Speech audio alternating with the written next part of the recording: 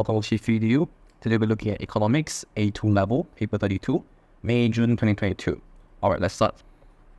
Okay, so for the first question, it says the generation of electricity causes external costs, and who bears these external costs? Okay, so in many ways, generation of electricity, the ones that are directly benefiting would be the company making the electricity, so that would be their private benefits. And then the cost of actually building the factories and all those would be the private cost, and this would be bared by the company. And then the external benefit would be the benefits from the generation of electricity. So that would be like, let's say what happens when you generate electricity. That would be when people actually purchase the electricity and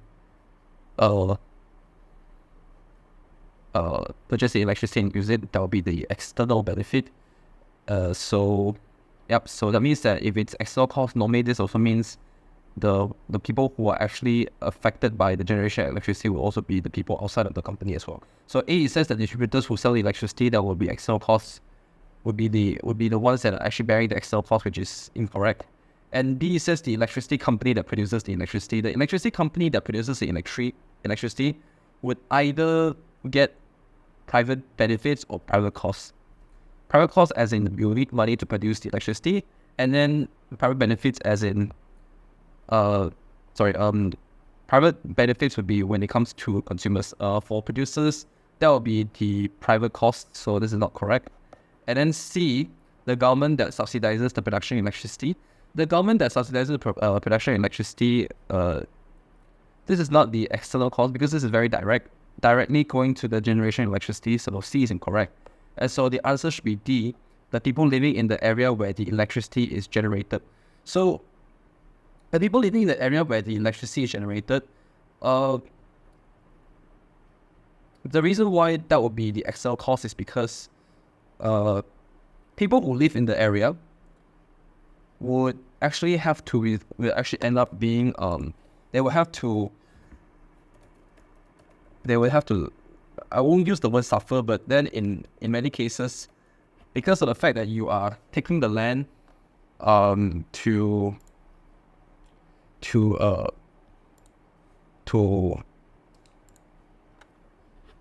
generate electricity, the people living in the area, they would have to succumb to actually pollution that is caused by electricity generation, because in most cases electricity is typically still generated using petroleum, and so those people who are actually living nearby those electricity plants, they will have to suffer for pollution.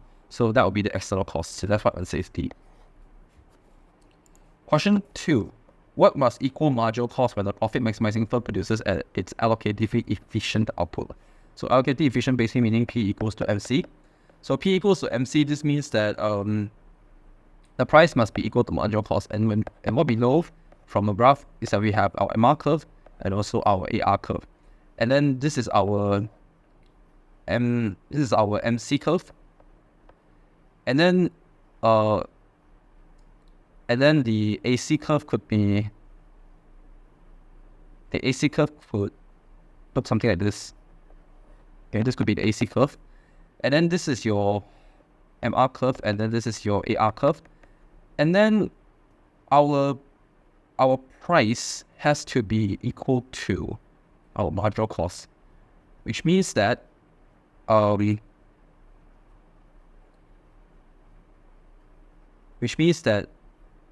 AR curve must touch the MC curve, because AR is basically the curve is our demand curve, and that will be the price that we are selling it at. So depending on what quantity, but then in most cases like this is the x-axis would be your quantity and your y-axis would be your price.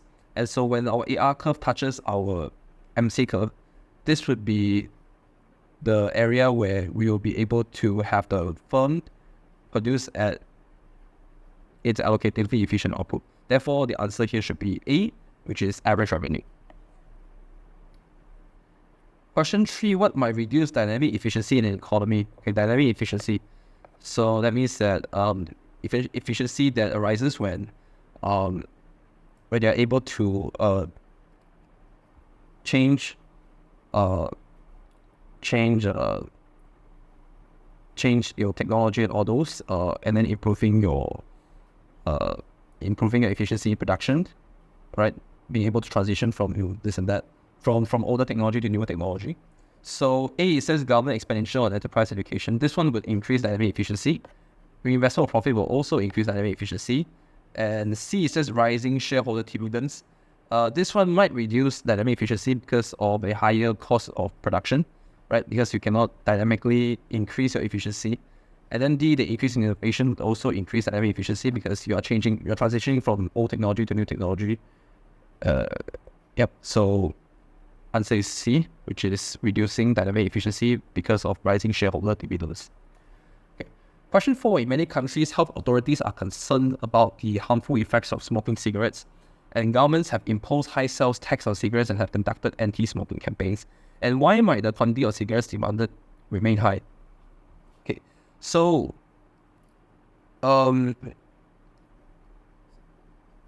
normally when the quantity of demanded cigarettes remain high, this would be because of the elasticity of the PED of cigarettes.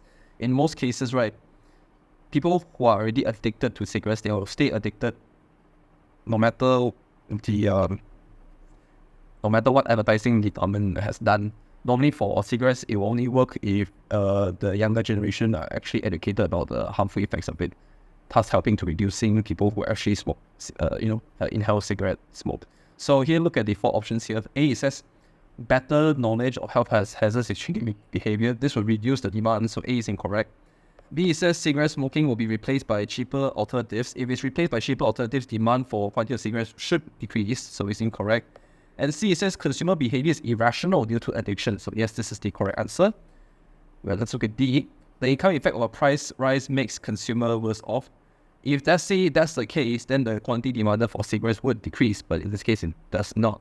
So I'll say C. Question 5, what does a budget line show? A budget line is basically the maximum combination of two goods that a consumer can buy based on the consumer's income and also the price of the two goods. So A, it says the behavior of a utility maximizing consumer, which is incorrect. And B, it says the difference between an individual's consumption and saving, which is incorrect. And C, the monetary value of the disposable income of a consumer, which is incorrect. And D, it says the maximum combinations of two products that a consumer can buy with a given level of income, so answer is D. Question 6, when the price of a good falls, the overall effect on the quantity demanded can be separated into income and substitution effects, and which statement describes a given good. A given good is basically, it's something like an inferior good, but compared to inferior good, even though there is an increase in price of the given good, people will end up still buying the given good because of the fact that there are no other viable alternatives, right? So let's look at the 4 options. A, it says the income effect is irrelevant for a given good, which is incorrect. And B, it says the income effect works in the same direction as the substitution effect, which is incorrect. And C, the income effect works against the substitution effect and is of greater magnitude, which is correct. And D, the income effect works against the substitution effect but is of a smaller magnitude, which is incorrect, so answer is C. So when there is a decrease in income, let's say there's a decrease in income, people would end up buying, when there's an increase in income, let's say, so for given good,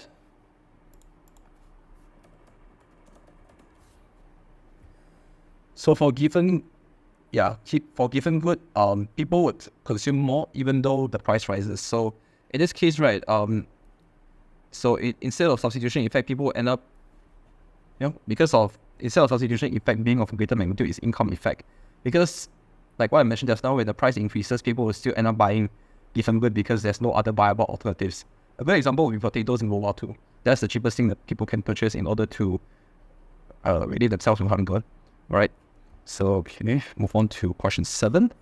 Question 7, the table provides some details of the soft drinks industry in the country, and which market structure best describe the country's soft drink industry. Okay, there are 250 firms and 1,000 brands. The 5-firm concentration ratio is 65%. So this one, you can see that for the entire industry, there are 5 firms dominating. So that means that there's not many firms. So if it says it's a monopoly, that is definitely incorrect. And then D, it says perfect combination, that's also incorrect because first of all, the 5 firms, they are really dominating 65% of the market. So there's always perfect competition and there's no ways monopoly. So that leaves us with either monopolistic competition or oligopoly. So monopolistic competition is basically when it's something like perfect combination and monopoly, the difference being that there's many firms in the market. They are trying to differentiate their products and also compete through non-price competition. But in this case, if that's the case, right, the concentration ratio shouldn't be that high. So B is incorrect. So the market structure that best describes the country's soft drink industry should be oligopoly because of the fact that there are 5 firms that are dominating 65% of the market. Even though, as you can see, there's 1,000 brands and 250 firms, if let's say it has to be monopolistic competition, then the concentration ratio should be much lower for the 5 firms, right? Question 8, a rock band is due to play at a concert hall. In order to create a good atmosphere, the band's aim is to sell all the tickets. Ticket prices are set at the highest price that ensure all tickets will be sold. And what is the motivation for this price strategy? So this one is not profit maximization. Profit maximization being that I'll maximize my profits, but in this case, right, they're not selling at the highest price. And B, it says revenue maximization. This is also incorrect because if you want to maximize your revenue, you'll sell at a point where your AR equals to your AC. In this case, this is not. And C is sales maximization and ensure all ticket will be sold. So it's sales maximization. And D says satisfying, which is incorrect, so I'll say C. Question 9, what would be most likely to allow the survival of small firms in an economy?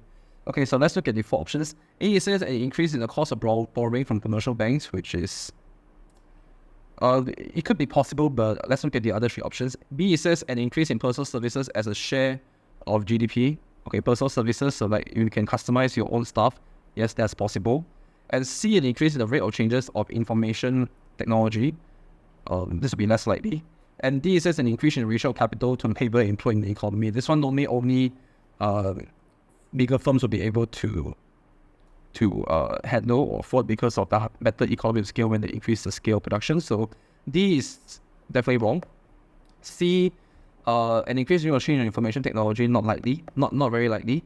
And A, an increase in the cost of borrowing from commercial banks, not exactly. If you increase your cost of borrowing, that means that the cost of borrowing will be higher, right? And then it's very difficult for you to pay back. So that's not correct.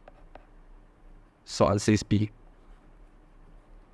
Question 10, what is a condition for operating a successful cartel? A condition for operating a successful cartel would be that there would be only a few firms in the industry, they have the same product and there's high barriers of entry. So A, it says a large number of firms in the industry, this is incorrect. B, it says having differentiated product, which is incorrect.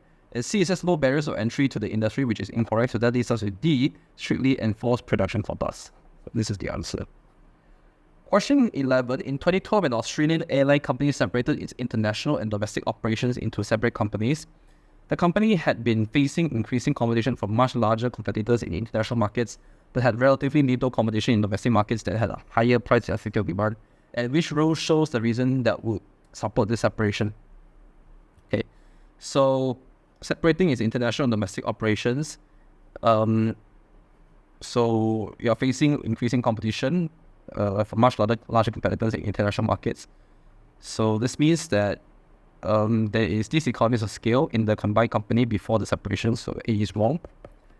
And then markets can easily be separated by the company should be yes, so that leaves us with C and D. And the level of competition and price elasticity in domestic markets, relatively little competition in domestic markets that had a higher price elasticity of demand. So this means that there is indeed there'll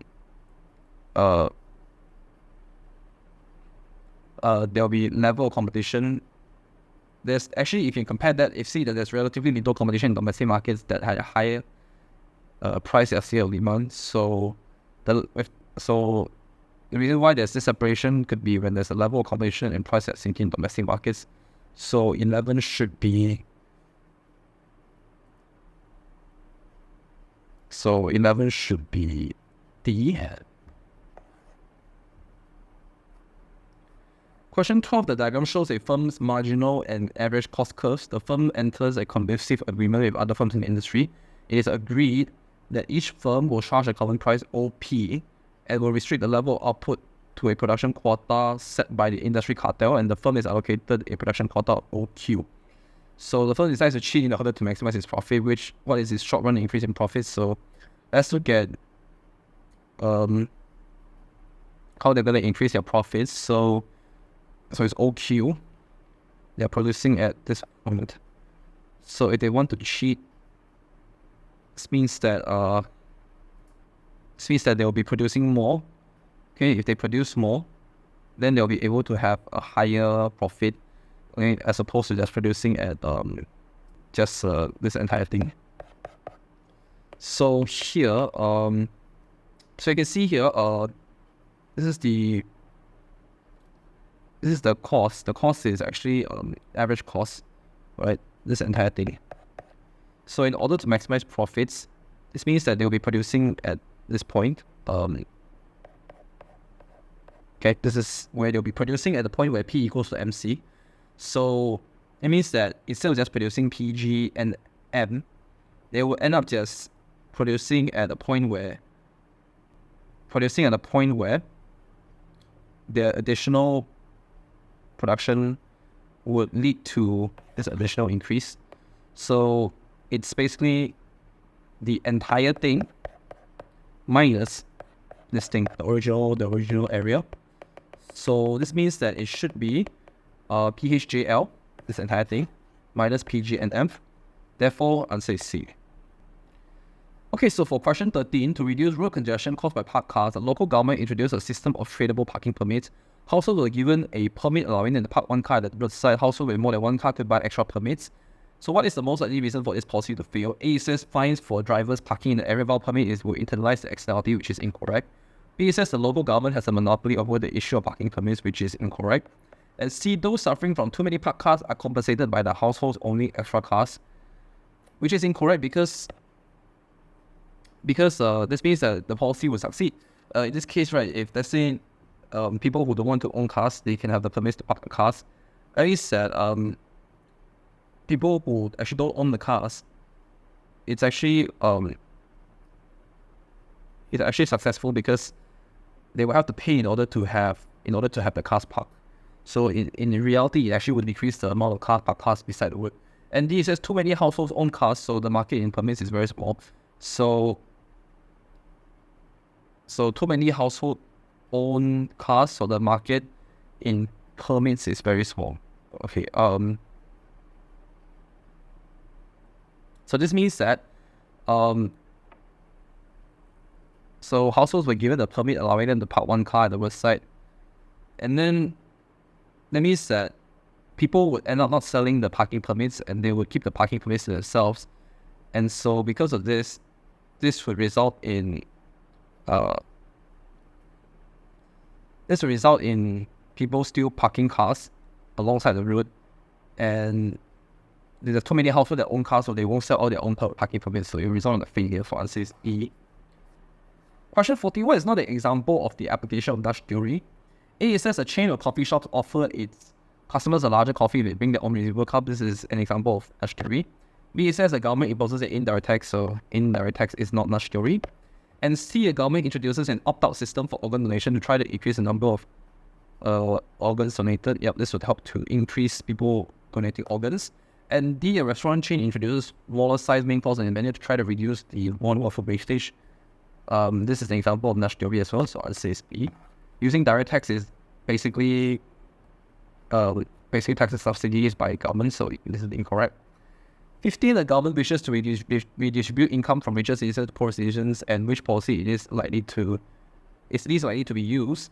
Increased direct taxes should be, yes, is correct. Increased subsidy is correct. Increased household payment is correct. So the one that is not correct would be increased indirect taxes, because indirect taxes are regressive. People who actually pay for the indirect taxes comprises of poor people as well, so income redistribution will actually fail because of this, so I say B. Question 16, which represents the transfer earnings of the factor enterprise. Okay, a factor enterprise would be profit. It should be, in this case, says transfer earnings. So transfer earning is basically the lowest price possible needed to keep that factor of production in business. So if it says capital and cost would be incorrect, that's not earning. So it lets us with only excess profit or normal profit. So in this case, the answer should be normal profit, so answer is B.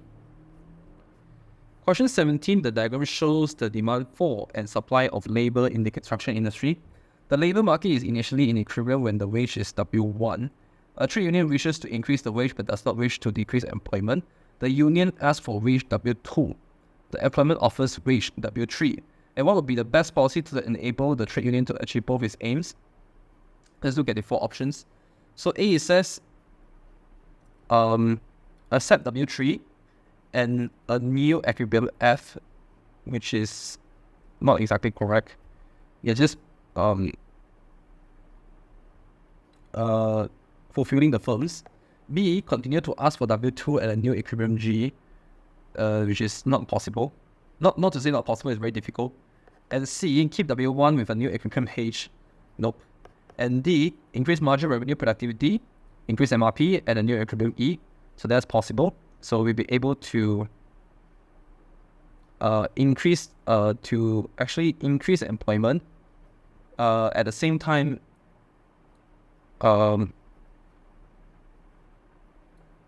be able to allow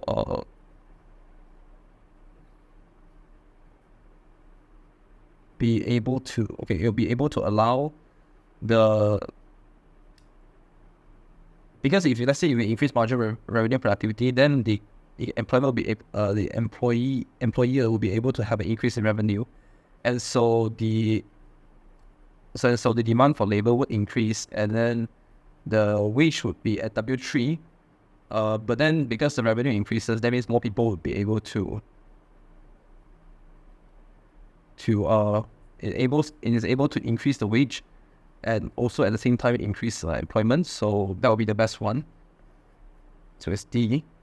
Question 18, many governments adopt sustainable economic growth as a microeconomic policy. And what is made by sustainable economic growth? So A, it says increasing the current productive potential of the economy as fast as possible. This is incorrect. B, increasing the current productive potential of the economy by using only low-cost resources, which is not really correct. And C, increasing the current productive potential of the economy without reducing future productive potential. Yes, this is correct because we're not reducing the future productive potential. Will allow economies in the future to be able to have economic growth as well. And D, increasing the future productive potential of the economy as fast as possible, which is incorrect as well. First is C. Question 19, what would cost estimates of the money value of the measure of economic welfare for a country to be greater than the value of the gross national product? Okay, so money value of measure of economic welfare for a country to be greater than GNP. So let's look at the 4 options here. A, it says negative externalities such as pollution, which is incorrect.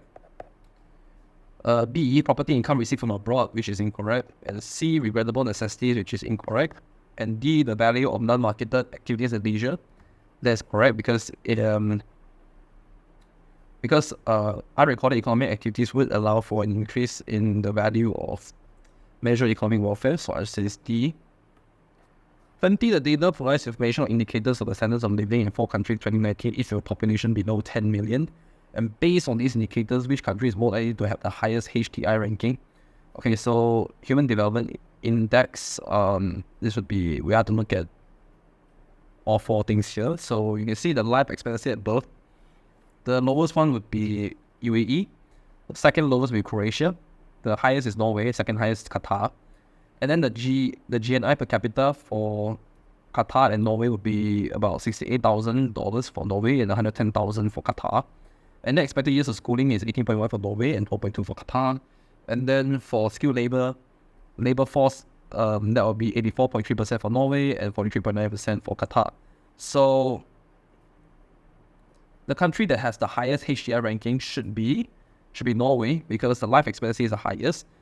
even though the GNI is not the highest, but if you look at the expected years of schooling is higher, and the percentage of labor force is actually 84.3. So life expectancy, expected years of schooling as skilled labor are very high for Norway. Actually, it's actually the highest here. So answer is Norway. Question 21, what will help improve economic growth in developing countries over the next 5 years? Okay, what will help improve economic growth? So normally for this case, we are talking about supply side policy. So anything that's demand side policy, normally we try to avoid that. A says increase in income tax, incorrect. B says increase in birth rate, incorrect. C says an increase in budget surplus, incorrect. So answer is D. Increase in training, which is part of supply side policy. The top three here are all based on demand side policy. Increase the budget surplus, this one is government's fiscal policy. A says increase in income tax, which is also fiscal policy. And B, an increase in birth rate, would actually result. This is actually not demand side policy, but then it's not a policy to begin with. It's just that by increasing the birth rate, you are actually resulting in developing countries to actually suffer more, because the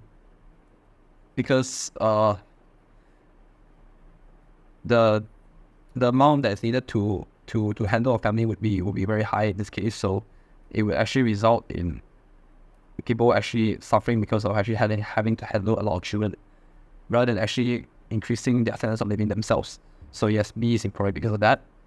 Question 22 in Economics once said, if you pay people not to work and tax them when they do, don't be surprised if you get unemployment.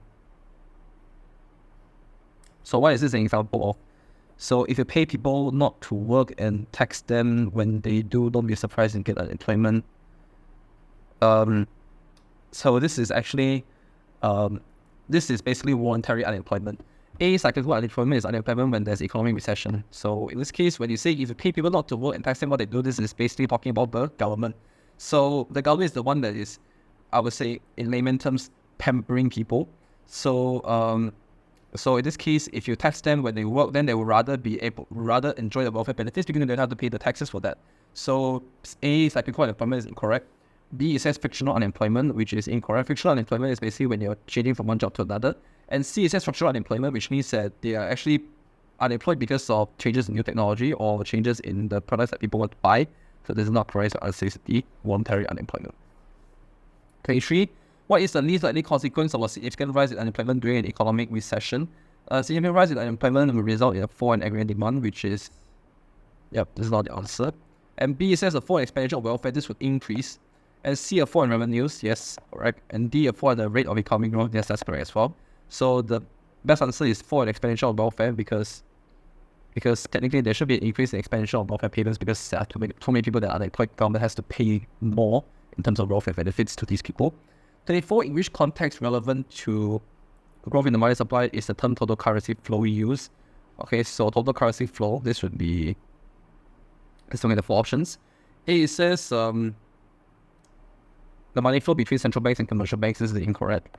And B says the money flow between central banks and governments is incorrect. And C, the money flow between domestic residents and foreign residents is correct. D says the money flow between the general public and the financial sector. Okay, this is wrong. So total currency, growth in money supply, this one is under balance of payments, so I'll say C. 25, what does not change the level of withdrawals from the circular for income? So what does not change the level of withdrawals from the circular for income? Let's look at the four options here. A, it says households having more of their income taken in tax following a rise in the rate of income tax. This would change the level of withdrawals. And B, households spending more on imported cars following a currency appreciation. This would change the level of, this would actually change the level of withdrawals as well.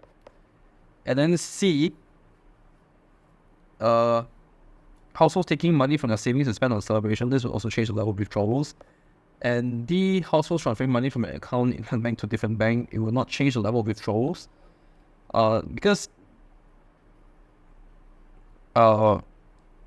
withdrawals in this case meaning that you're saving money, and so if you're transferring money from an account in one bank to a different bank, you're still saving money in this case. So that means that's the reason why there's no change in the level of withdrawals. Okay, 26. Which approach is consistent with the Keynesian school of economic thought? So Keynesian meaning government intervention. So A, it says balanced budget should be a key policy aim, which is not correct. And B, inflation is caused by excessive money supply growth, which is incorrect. Or C, unemployment can still persist in the long run. Yes, that's possible. And D, wages are flexible downwards in the short run, which is incorrect. So answer is C. Question 27, what to be used to offset leakage from the circular flow income? Offset the leakage. So A, it says a reduction in domestic consumption. This would actually increase the leakage. And B, a reduction in government expenditure. This would also result in higher leakages. C, an increase in real interest would also result in an increase in leakages. So it should be D, an increase in investment, because when there's an increase in investment, that means there's higher injections. 28, in some countries, life expectancy has fallen, but the birth rate remains high. Which effect would this have? Let's look at the full options as well. A, it says fewer schools and other resources for young people would be needed. Wrong. We need more schools. B, it says more facilities will be needed for older people. Incorrect. Because life expectancy has fallen, that means more people will die faster. And C, there will be an aging population, which is incorrect as well, like what I mentioned on top.